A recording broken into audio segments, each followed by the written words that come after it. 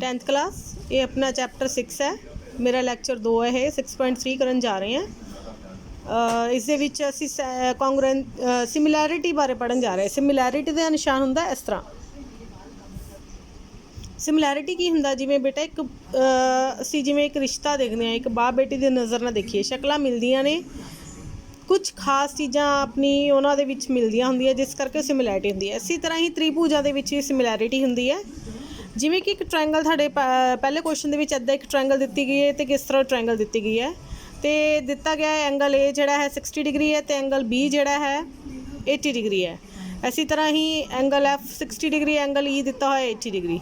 ये एंगल का निशान हुंदा है। पहली गल तो यही, असी बार बार कोण कोण लफज नहीं लिखते, एंगल एंगल नहीं लिखते। तो B is equal to angle E, दोनों 80 डिग्री।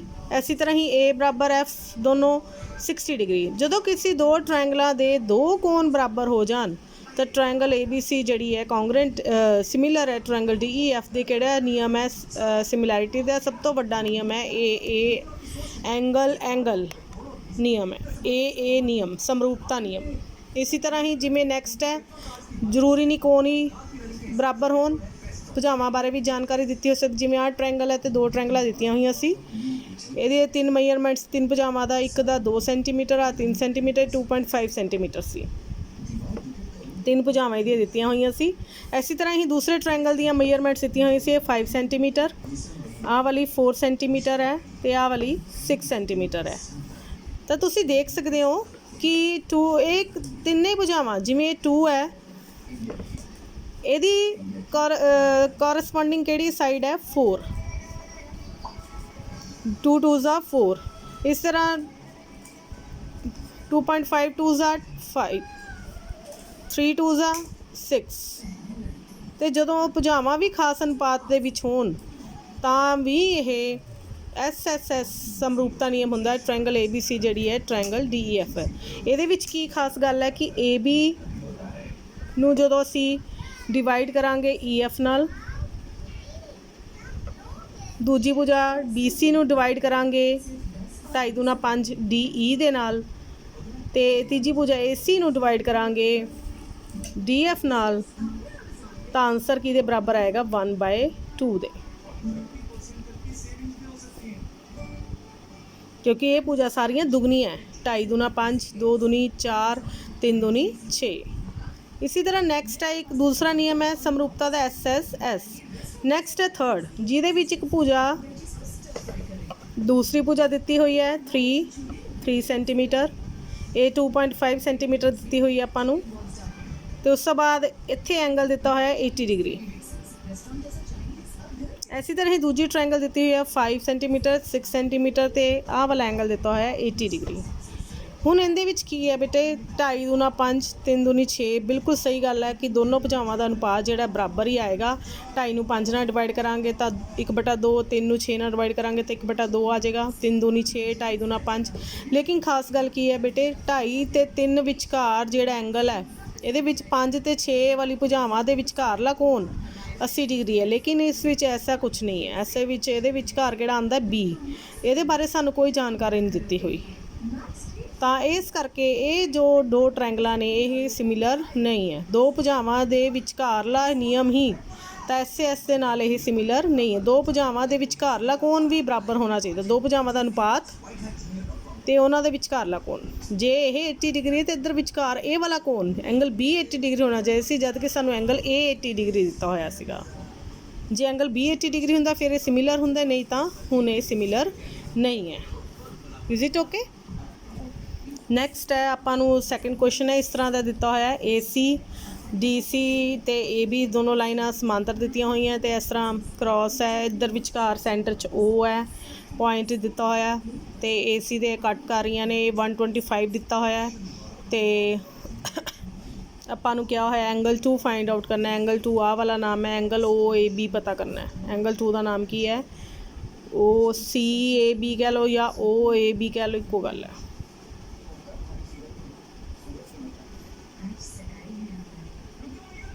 OCD भी असी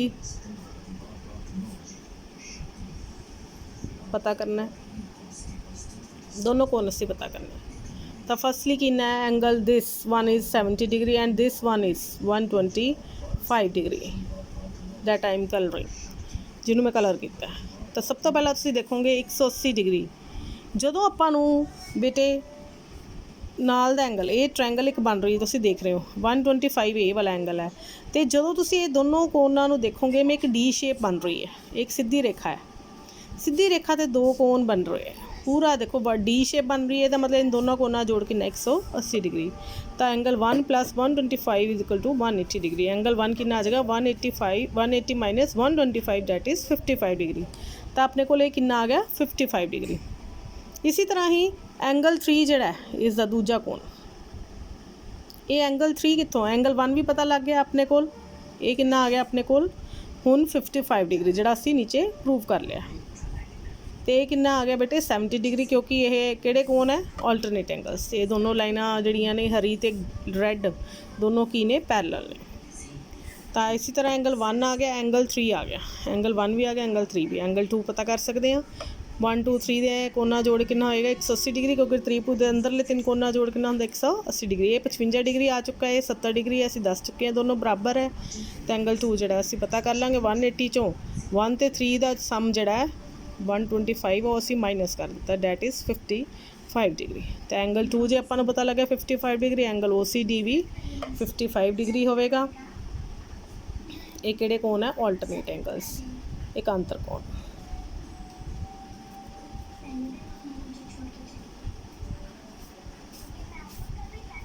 समझ लग गई तुहानूं मेरी गल, इज इट ओके। नैक्सट है बेटे अपन दिता होया सवाल है, ये दिता होया एंगल 1 = एंगल 2 दिता है, मतलब RTS कोण = RPQ।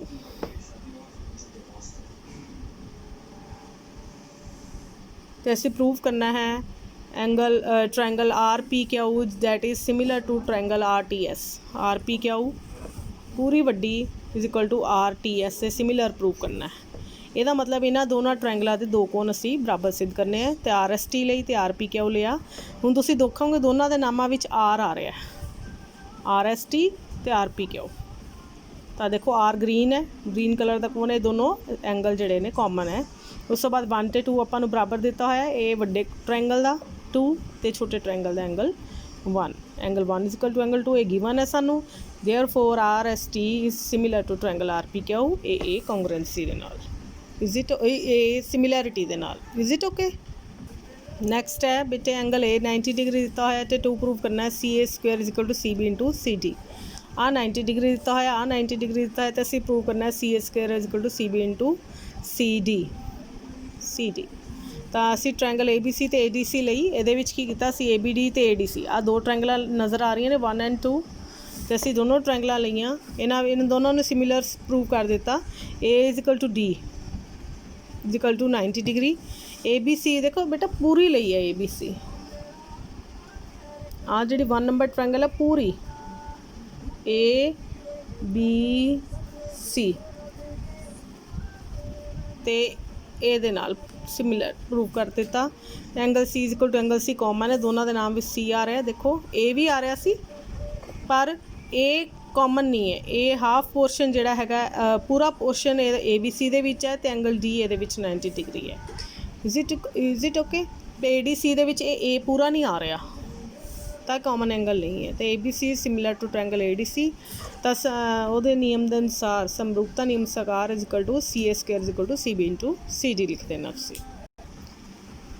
A vertical pole of length 6 meter casts a shadow of 4 meter long on the ground. At the same time, a tower casts a shadow of 28 meter long. Find the height of tower. एक सीधे 6 metre खंबे का परछावां 4 metre लंबा है, खंबे का परछावां 4 metre लंबा है, तो उसी समय एक टावर दे दा परछावां 28 मीटर लंबा है। तो टावर की उचाई पता करो। आ देखो मैं एक पहला खंबा ड्रॉ किया, ये भी 6 मीटर, ਇਹਦਾ परछावां धरती के उत्ते 4 मीटर, परछावें टावर लंबा है, परछावां खंबा लंबा है, तो परछावां छोटा पोल। इसी तरह ये टावर है, टावर का परछावें की लंबाई 28 मीटर दी, आपां टावर की उचाई पता करनी है। तो ट्रायंगल ABC जिहड़ी है वो ट्रायंगल DEF के समरूप ही होगी। इक्को टाइम ते जदों दो चीज़ों का परछावां देखा जाता है तो समरूप हुंदियां ने। तो यदा मतलब की है कि खंबे की उचाई बटा टावर की उचाई = ਖੰਭੇ ਦਾ ਪਰਛਾਵੇਂ ਦੀ ਲੰਬਾਈ ਤੇ ਬਟਾ ਟਾਵਰ ਦੇ ਪਰਛਾਵੇਂ ਦੀ ਲੰਬਾਈ। ਹਾਈਟ ਆਫ ਪੋਲ ਬਟਾ height of tower is equal to shadow of pole over shadow of tower. ਇਹ ਰੱਖਣਾ ਹੈ, ਇਹ ਬਟਾ ਇਹ ਸੰਗਤ ਭੁਜਾਵਾਂ ਬਟਾ ਇਹ ਵਾਲਾ ਬਟਾ ਇਹ ਭੁਜਾਵਾਂ। ਜਦੋਂ ਦੋ ਤ੍ਰਿਭੁਜਾਂ ਸਮਰੂਪ ਹੁੰਦੀਆਂ ਨੇ ਤਾਂ ਉਹਨਾਂ ਦੀ ਸੰਗਤ ਭੁਜਾਵਾਂ ਦਾ ਅਨੁਪਾਤ ਵੀ ਬਰਾਬਰ ਹੁੰਦਾ ਹੈ BC ਬਟਾ EF। ਕਿਉਂਕਿ ਇਹ ਦੋਨੋਂ 90 ਡਿਗਰੀ ਹੈ ਤਾਂ ਦੇਖੋ ਇਹ ਦੋਨੋਂ 90 ਡਿਗਰੀ ਅਤੇ ਐਸ ਦੇ ਅਨੁਸਾਰ ਇਹ ਭੁਜਾ 2 ਇਹਦੇ ਨਾਲ ਜਿਹੜੀ ਹੈ ਸਮਰੂਪ ਹੈ। ਤਾਂ 6/H 6 ਕੀ ਹੈ ਪੋਲ ਦੀ ਉਚਾਈ, ਆਹ ਪੋਲ 6 ਬਟਾ ਟਾਵਰ ਦੀ ਉਚਾਈ H is equal to 4 metre ਪਰਛਾਵਾਂ ਬਟਾ 2.5 ਮੀਟਰ ਦਾ। ਜੇ ਪਹਿਲੇ ਪੋਲ ਲਿਆ ਤਾਂ ਪੋਲ ਦੀ ਸ਼ੈਡੋ ਦੀ ਲੰਬਾਈ ਲੈਣੀ ਹੈ, ਜੇ ਟਾਵਰ ਲਿਆ ਤਾਂ ਇਹ ਟਾਵਰ ਦੀ ਲੈਣੀ ਹੈ। ਤਾਂ ਇਹਨਾਂ ਨੂੰ ਕ੍ਰਾਸ ਮਲਟੀਪਲਾਈ ਕਰ ਦੇਣਾ। 6 ਨੇ 28 ਨਾਲ ਮਲਟੀਪਲਾਈ ਹੋ ਜਾਣਾ, H ਨੇ 4 ਦੇ ਨਾਲ ਹੋ ਜਾਣਾ ਹੈ। ਅਤੇ ਤੁਸੀਂ ਸਿੱਖਦੇ ਹੋ 6 ਨੇ 28 ਨਾਲ ਅਤੇ H ਜਿਹੜਾ 4 ਨਾਲ ਮਲਟੀਪਲਾਈ ਹੋ ਗਿਆ। ਕਿਉਂਕਿ ਅਸੀਂ H ਫਾਈਂਡ ਆਊਟ ਕਰਨਾ ਤਾਂ ਮਲਟੀਪਲਾਈ 4 ਜਿਹੜਾ ਇੱਧਰ ਆ ਕੇ ਡਿਵਾਈਡ ਹੋ ਜਾਏਗਾ। 4 1 4 4 7 28 ਤਾਂ 7 6 42 H। ਤਾਂ ਹਾਈਟ ਆਫ ਟਾਵਰ ਕਿੰਨੀ ਆ ਗਈ ਬੇਟੇ 42 ਮੀਟਰ ਆਸਟ੍ਰੇਲੀਆ ਦੀ। ਨੈਕਸਟ ਹੈ AD ਤੇ AD and PM are medians of triangle ABC and triangle PQR where triangle ABC is similar to triangle PQR. Prove that AB बटा PQ is equal to AD बटा PM। AD ਅਤੇ PM ਦੋ ਮੱਧਿਕਾਵਾਂ ਹਨ। ABC ਤੇ PQR ਦੀਆਂ AD ABC ਦੀ ਮੱਧਿਕਾ ਹੈ ਅਤੇ PM PQR ਦੀ ਮੱਧਿਕਾ ਹੈ ਅਤੇ ABC ਜਿਹੜੀ ਹੈ ਸਿਮਿਲਰ ਹੈ ਟ੍ਰਾਇੰਗਲ PQR ਦੇ। ਸਿੱਧ ਕਰਨਾ AB ਬਟਾ PQ AD ਬਟਾ PM। ABC ਲਈ ਫਿਰ ਮੈਂ PQR ਲਈ ਸਿਮਿਲਰ, ਇੱਕ ਬਾਪ ਇੱਕ ਬੇਟਾ ਜਿਵੇਂ ਹੁੰਦਾ ਸਿਮਿਲਰ, ਅਤੇ ਇਸ ਤਰ੍ਹਾਂ AD ਅਸੀਂ ਇਹਦਾ ਮੱਧਿਕਾ ਖਿੱਚੀ ਅਤੇ PM ਜਿਹੜੀ ਹੈ ਮੀਡੀਅਨ ਕਹਿੰਦੇ ਇਹਨਾਂ ਨੂੰ। ਮੀਡੀਅਨ ਕੀ ਕਰਦਾ ਹੈ ਦੂਜੀ ਭੁਜਾ ਨੂੰ ਜਿਸ ਦੇ ਉੱਤੇ ਆ ਕੇ ਗਿਰਦਾ ਹੈ, ਜਿਵੇਂ ਆਹ BC ਦੇ ਉੱਤੇ ਗਿਰਿਆ ਹੈ ਅਤੇ ਇਹਨੇ ਦੋ ਬਰਾਬਰ ਹਿੱਸੇ 'ਚ ਇਹਨੂੰ ਵੰਡ ਦੇਣਾ। ਇਸੇ ਤਰ੍ਹਾਂ ਹੀ PM ਨੇ ਕੀ ਕੀਤਾ QM ਬਰਾਬਰ MR ਸੈਂਟਰ 'ਚ ਆ ਕੇ, ਤਾਂ ਹੀ ਉਹਨੂੰ ਮੱਧ ਬਿੰਦੂ ਕਹਿੰਦੇ M ਮੱਧ ਬਿੰਦੂ ਹੈ। ਤਾਂ ਟ੍ਰਾਇੰਗਲ ABC ਸਮਰੂਪ ਹੈ ਟ੍ਰਾਇੰਗਲ PQR ਦੇ। ਦੇਅਰਫੋਰ AB ਬਟਾ PQ BC ਬਟਾ QR ਅਤੇ AC ਬਟਾ PR। ਇਹਦੀਆਂ ਤਿੰਨ ਭੁਜਾਵਾਂ AC AB BC CA AB BC CA ਬਟਾ PQ QR PR। ਇਸ ਤਰ੍ਹਾਂ ਅਨੁਪਾਤ ਜਿਹੜਾ ਹੈ ਬਰਾਬਰ ਹੁੰਦਾ ਹੈ। ਅਤੇ AB ਬਟਾ PQ is equal to BC ਬਟਾ QR ਹੈ। ਤੁਸੀਂ ਦੇਖ ਸਕਦੇ ਹੋ BC ਬਟਾ QR ਨੂੰ ਕੀ ਲਿਖਣਾ ਹੈ ਹਾਫ ਦੋਨਾਂ ਨਾਲ, ਮੈਂ ਹਾਫ ਨਾਲ ਮਲਟੀਪਲਾਈ ਕਰ ਦਿੱਤਾ। Half into BC half into QR 1/2 ਅਤੇ 1/2 ਬਰਾਬਰ ਕੀ ਹੋ ਗਿਆ ਅੱਧਾ BC ਕੀ ਹੋ ਗਿਆ ਹਾਫ BD ਤਾਂ BD ਬਟਾ QM। BD ਬਟਾ QM ਹੋ ਗਿਆ। AB ਬਟਾ PQ is equal to BD ਬਟਾ QM। ਉਸ ਤੋਂ ਬਾਅਦ CA ਬਟਾ PR ਅਤੇ B ਬਰਾਬਰ Q ਵੀ ਹੈ ਕਿਉਂਕਿ ਦੋਨੋਂ ਟ੍ਰਾਇੰਗਲਾਂ ਕੀ ਨੇ ਸਿਮਿਲਰ ਨੇ। ਤਾਂ ਤੁਸੀਂ ਦੇਖ ਸਕਦੇ ਹੋ ਇਹ ਟ੍ਰਾਇੰਗਲ ਦੇ ਵਿੱਚ ਆਹ ਵਾਲੀ ਭੁਜਾ ਬਟਾ ਆਹ ਵਾਲੀ ਭੁਜਾ BD ਬਟਾ QM ਅਤੇ ਆਹ ਵਾਲਾ angle B is equal to angle Q ਵੀ ਹੋ ਗਿਆ। ਦੇਅਰਫੋਰ ਟ੍ਰਾਇੰਗਲ ABD ਜਿਹੜੀ ਹੈ ਉਹ ਸਿਮਿਲਰ ਹੋ ਗਈ ਹੈ ਟ੍ਰਾਇੰਗਲ PQM ਦੇ। ਤਾਂ ਆਪਾਂ ਨੈਕਸਟ ਸਟੈਪ ਲਿਖਾਂਗੇ therefore triangle ABD become similar to triangle PQM। ਤੁਸੀਂ ਦੇਖ ਸਕਦੇ ਹੋ ਇੱਥੋਂ AB ਬਟਾ PQ ਹਾਫ BC ਮਤਲਬ BD ਬਟਾ QM ਆ ਗਿਆ ਅਤੇ ਉਸ ਤੋਂ ਬਾਅਦ angle B is equal to angle Q। ਕਿਹੜਾ ਸਮਰੂਪਤਾ ਨਿਯਮ ਲੱਗੇਗਾ ਬੇਟਾ SAS। ਦੇਅਰਫੋਰ ਜੇ ਤ੍ਰਿਭੁਜਾਂ ਸਮਰੂਪ ਨੇ ਤਾਂ ਇਹਨਾਂ ਦੀ ਭੁਜਾਵਾਂ ਇਸ ਟ੍ਰਾਇੰਗਲ ਦੀਆਂ ਤਿੰਨ ਭੁਜਾਵਾਂ AB ਬਟਾ PQ is equal to BD ਬਟਾ QM is equal to AD ਬਟਾ PM। ਤਾਂ ਜੋ ਅਸੀਂ ਸਿੱਧ ਕਰਨਾ ਸੀ ਉਹ ਸਾਡੇ ਕੋਲ ਆ ਗਿਆ AB ਬਟਾ PQ is equal to AD ਬਟਾ PM। Is it okay? ਤਾਂ ਤੁਸੀਂ ਬਸ ਇਹਦਾ ਧਿਆਨ ਰੱਖਣਾ।